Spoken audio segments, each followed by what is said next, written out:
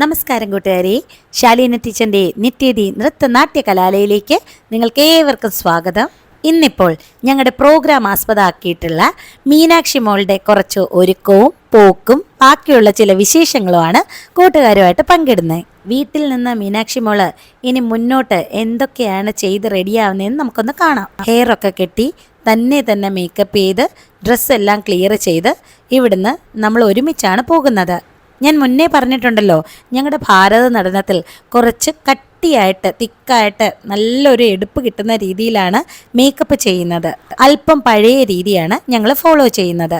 കാര്യം ഞങ്ങൾ ഫോളോ ചെയ്യുന്ന ശൈലിക്ക് ഈ രീതിയിലുള്ള ഒരുക്കം ഉറപ്പായിട്ടും വേണ്ടതാണ്.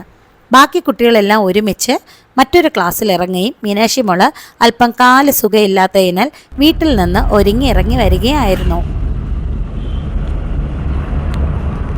എല്ലാവരും സാഹചര്യത്തിനനുസരിച്ച് അഡ്ജസ്റ്റ് ചെയ്ത് അങ്ങോട്ടും ഇങ്ങോട്ടും എത്തേണ്ടടുത്തൊക്കെ എത്തി ക്ലിയർ ചെയ്താണ് വരുന്നത്. എല്ലാ പ്രോഗ്രാമിലെയും പോലെ നേരെ മക്കൾക്കെല്ലാം ചിലങ്ക കൊടുത്ത് ഞങ്ങൾ വേദിയിലേക്ക് പോവുകയാണ് ചെയ്യുന്നത്.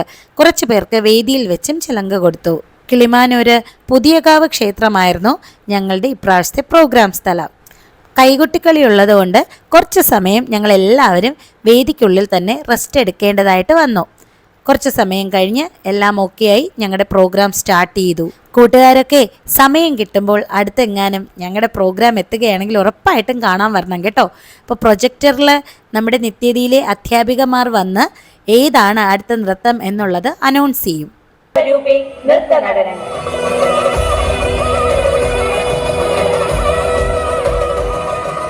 നിത്യതി എന്ന് എഴുതി കാണിച്ചു കഴിഞ്ഞാൽ അപ്പോൾ തന്നെ കർട്ടൻ ഉയരുകയായി, നൃത്തം സ്റ്റാർട്ട് ചെയ്യുകയായി. ഒരു ലാഗും ഇല്ല.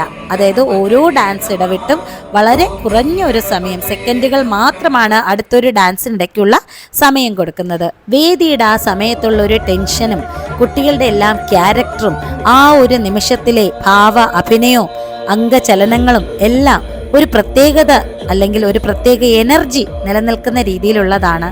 മീനാക്ഷി മോള് വീണിട്ട് കാലിന് അല്പം സുഖമില്ലാത്തതിനാൽ കുറച്ച് അഡ്ജസ്റ്റ് ചെയ്താണ് ഇപ്രാവശ്യത്തെ നൃത്ത അവതരണം എല്ലാം ചെയ്തത്.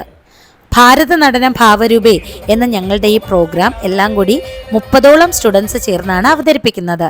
കൃത്യം 2 മണിക്കൂറിനുള്ളിൽ ഒരു ലാഗും വരാതെ എല്ലാം കറക്റ്റ് സമയത്തായിട്ട് പ്രോപ്പർട്ടികൾ ഉൾപ്പെടെ ക്യാരക്ടറുകളെല്ലാം ഉൾപ്പെടെ വളരെ സ്മാർട്ടായിട്ട് യാതൊരു വിധമായ ലാഗും വരാതെ തന്നെ ചെയ്തെടുക്കേണ്ടത് വളരെ അത്യാവശ്യമാണ്.